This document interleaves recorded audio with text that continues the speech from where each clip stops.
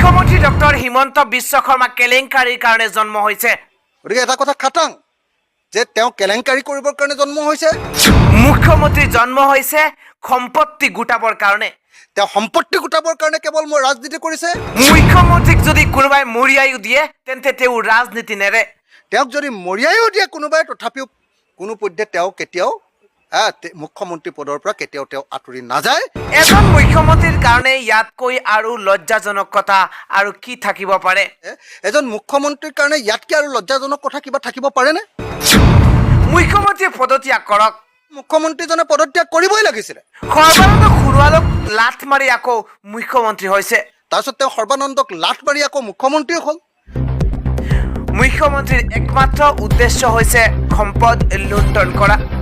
শেহতীয়াকৈ ৰাজ্যৰ মুখ্যমন্ত্ৰী ডক্টৰ হিমন্ত বিশ্ব শৰ্মাক উভতি ধৰিছে ৰাইজৰ দলৰ নেতা অখিল গগৈয়ে। অখিল গগৈয়ে মুখ্যমন্ত্ৰী ডক্টৰ হিমন্ত বিশ্ব শৰ্মাক ইটোৰ পিছত সিটোকৈ মন্তব্য কৰা পৰিলক্ষিত হৈছে। ৰাইজৰ দলৰ নেতা অখিল গগৈয়ে আক্ৰমণাত্মক হৈ এইবাৰ উভতি ধৰিছে মুখ্যমন্ত্ৰী হিমন্ত বিশ্ব শৰ্মাক। শেহতীয়াকৈ ৰাজ্যৰ ৰাজনীতি তোলপাৰ কৰা অমৃত বৃক্ষ ৰোপণক লৈ যি পদক্ষেপ হাতত লৈছে মুখ্যমন্ত্ৰীগৰাকীয়ে তাৰ প্ৰত্যুত্তৰত এইবাৰ অখিল গগৈয়ে কেইবাটাও ডাঙৰ মন্তব্য কৰিছে। অখিল গগৈয়ে মন্তব্য কৰা পৰিলক্ষিত হৈছে। কৈছে মুখ্যমন্ত্ৰীয়ে পদত্যাগ কৰক। এনেধৰণৰ মুখ্যমন্ত্ৰী লুণ্ঠনৰ মুখ্যমন্ত্ৰী ৰাইজৰ মুখ্যমন্ত্ৰী নহয়, নিজৰ স্বাৰ্থ উদ্দেশ্য উদ্ধাৰৰ বাবে মুখ্যমন্ত্ৰী হৈছে হিমন্ত বিশ্ব শৰ্মা বুলি মন্তব্য সাংসদ অখিল গগৈৰ। সৰ্বানন্দ সোণোৱালৰ চকীৰ পৰা আঁতৰাই দিছে মুখ্যমন্ত্ৰীগৰাকীয়ে। সৰ্বানন্দ সোণোৱালক লাত মাৰি আকৌ মুখ্যমন্ত্ৰী হৈছে এইগৰাকী হিমন্ত বিশ্ব শৰ্মা। মুখ্যমন্ত্ৰীৰ একমাত্ৰ উদ্দেশ্য হৈছে সম্পদ লুণ্ঠন কৰা।